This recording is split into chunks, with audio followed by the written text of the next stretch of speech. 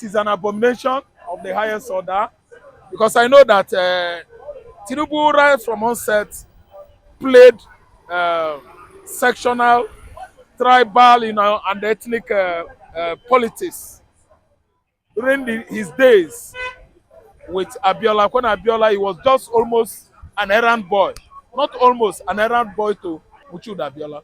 He was the one holding his briefcase then. Tinubu has not seen anything good on Igbo man. So from the word A to Z, Tinubu is playing tribal politics. But see what happened last year, presidential election. It shocked every dick and alley all over the world. I don't mean only Nigeria. It cut across the globe. That Yoruba people came out en masse and voted Obi, Peter Obi, former Anambra State governor. Man, that was just the game, changing of the game of politics in the southwestern Nigeria. The game of the politics right from the time of Akintola Awolowo was too obvious. It was based on ethnic sentiments. Tiwantiwa, Awalawa, our own, our own.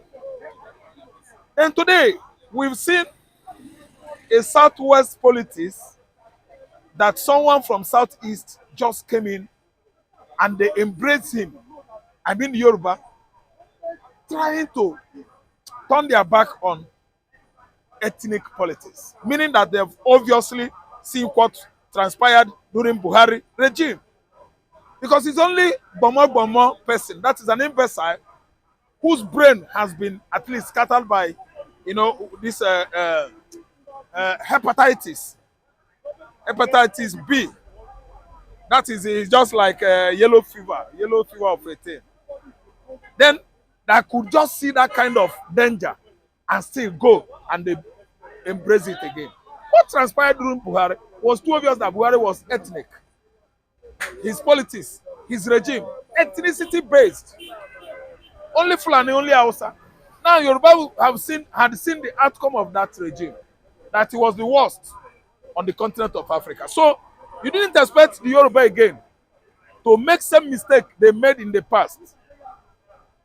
A situation whereby they fought Jonathan, a very nice man that is from southern Nigeria, their brother even, because Jonathan tribe are still brother or sister tribe to the Yorubas. So Yoruba actually avoided that kind of error and embraced what? Reality. That's why in the southwest you can see Yoruba 2023, I appreciated them. The first time Yoruba said no to ethnic sentiment was last year. First time, I'm telling you now, Naibu, Yoruba did it 1953 or 59, I think, when Nnamdi Azikiwe won in the southwest. Awolowo twisted it again, carried Tiwantiwa, brought in Tiwantiwa and Awalawa. They emerged, joined forces, and edged Nnamdi Azikiwe out.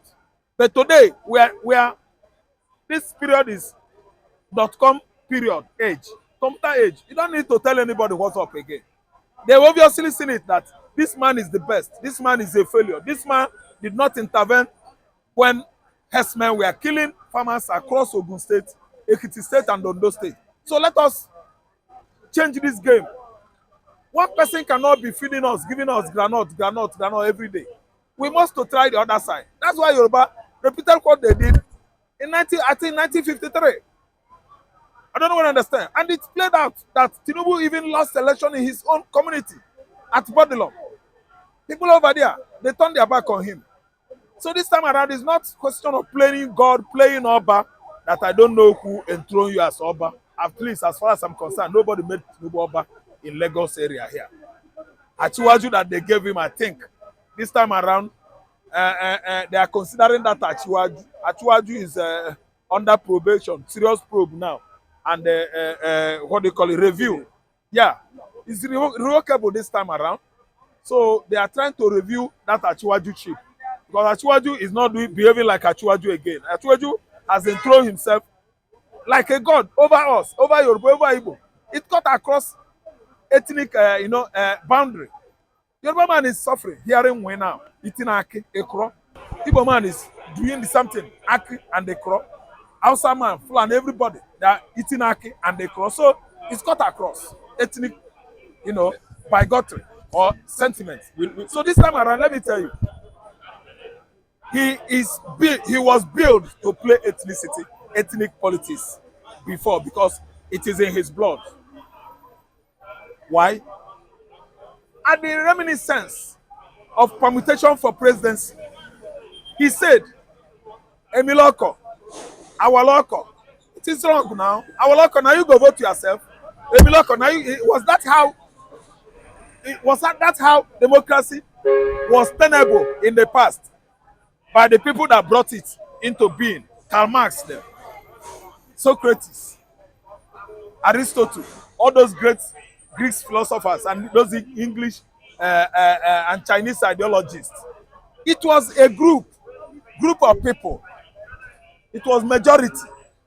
You can't say only this person, only us. We are not slaves. Meaning those people that you rob their own mandate now, they are slaves. The era of slavery is gone. And Yoruba has raised it up that this is not come age, that nobody should tell them what to do. That's why Yoruba do what? They turn their back on him. As far as I'm concerned, Yoruba did not vote Tinubu. They voted Obi now. It's too obvious. Obi won in Ekiti. They rig it.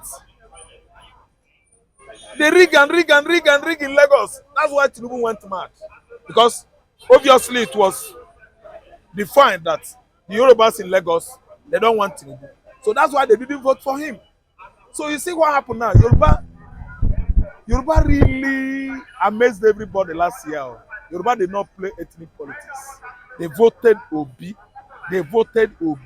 And when that effort was thwarted, most of Yorubas, Igbos, and other sister tribes, they expected all of us, the youths, the elderly, to come on the street of Lagos. If Obi is feeling reluctant to, there are people that are ready to tell APC juggernauts that they are mandate robbers.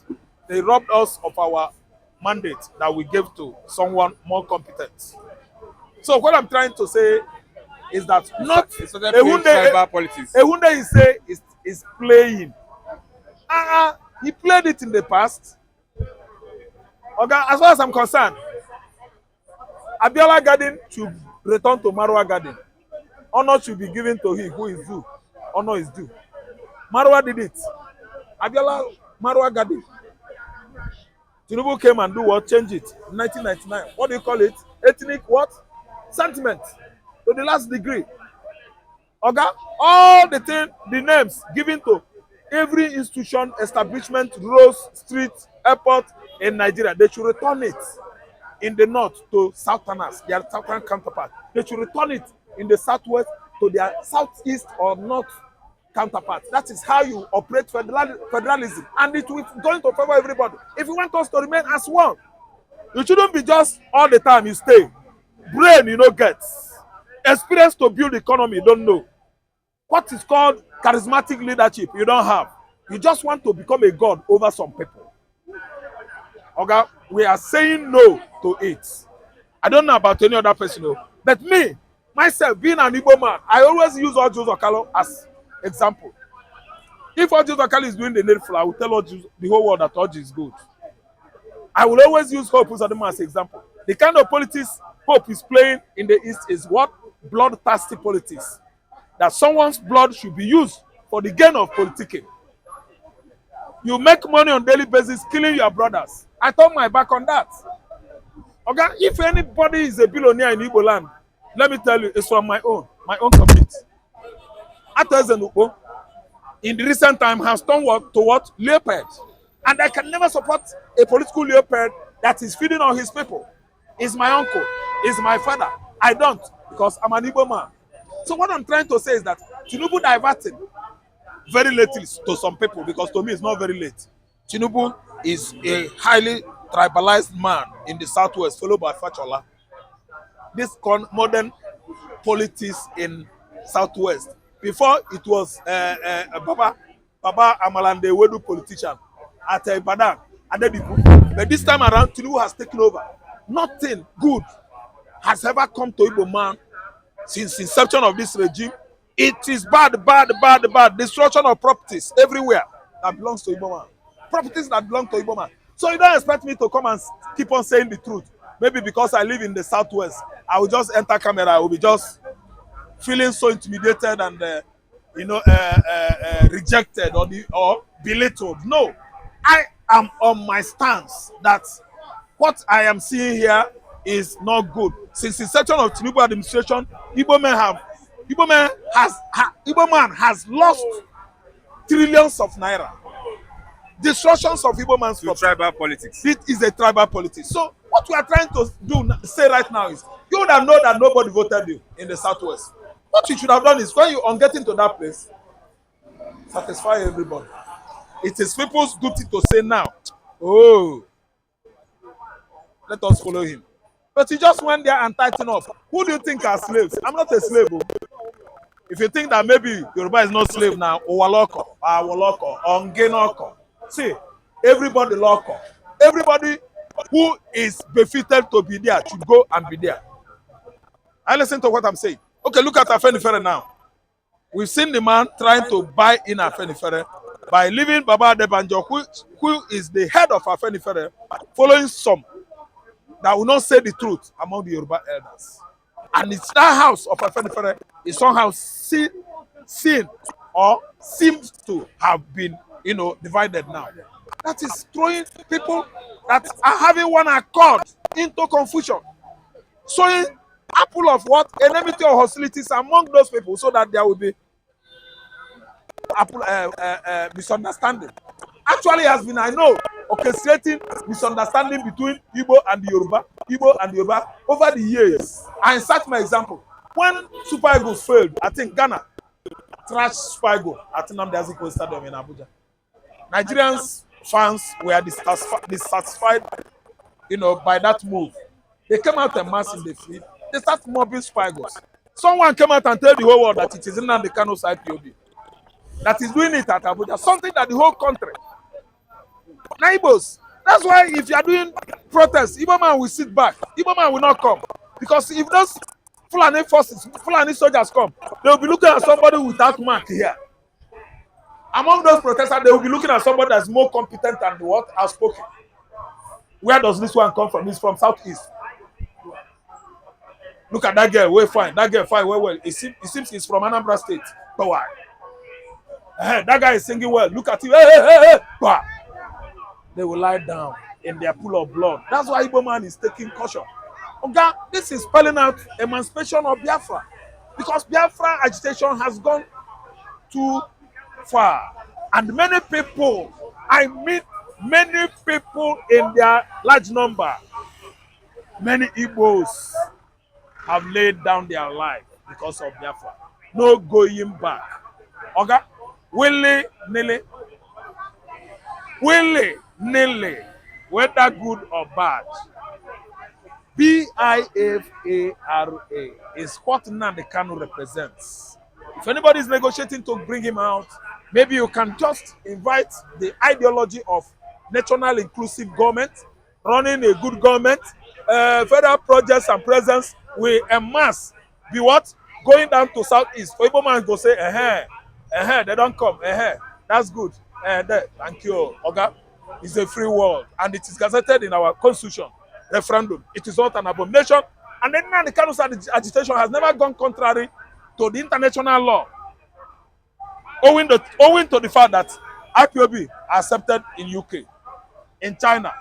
In America, they have headquarters there. Even NATO, North Atlantic Treaty Organization, have accepted Biafra's as a nation state from EPA. That was the latest move EPA made in the recent time in Canada. And Canada hosting the head office, the biggest office building in the world, NATO office, after Pentagon. NATO followed by NATO in Canada. He convinced, and the dialogue with Canadian government. Canada said, yes, we recognize you. Israeli certificate of recognition. I saw it. It's online. That's Israel, you see. So after all this said and done, after all this resilient dedication and devotion for Biafra to come to being, one Mbeke from office of Asurok, one Angulangu, we just approach Biafra on the can and say, oh yeah, beg me, come on, beg me, kneel down and beg me so that I will free you. But kneel down and beg me. No, you don't do things like that. A freedom fighter, if died, if freed, is coming out with what he is agitating for. His right is that sovereignty of any nation or any region within that contraption that he desires or he desires. People that are thinking of saying, hey, I'm a prophet. I saw Nnamdi Kanu, he died. If you know back Tinubu or federal government, you will die. Nah, lie. Oh God, don't talk like say you be God. He is God. He is not man. Man can never be God in my own kinsman. We respect, we worship, we honor God. We give respect, honor to our members, our kinsmen, but only when you are due for it. We are entitled to respect. You are entitled to respect. That is what we are doing in my community. We respect God. Nnamdi Kanu will not die. We revise that prophecy. That prophecy is heading to hellfire. It is for the enemies of the Igbos in the hell, not Nnamdi Kanu. But this time around, I'm going to appreciate our viewers from abroad. They are still hailing everybody, hailing Christian, hailing me, and some of us that have sustained this platform of 18 to make sure that we give them updates from Nigeria.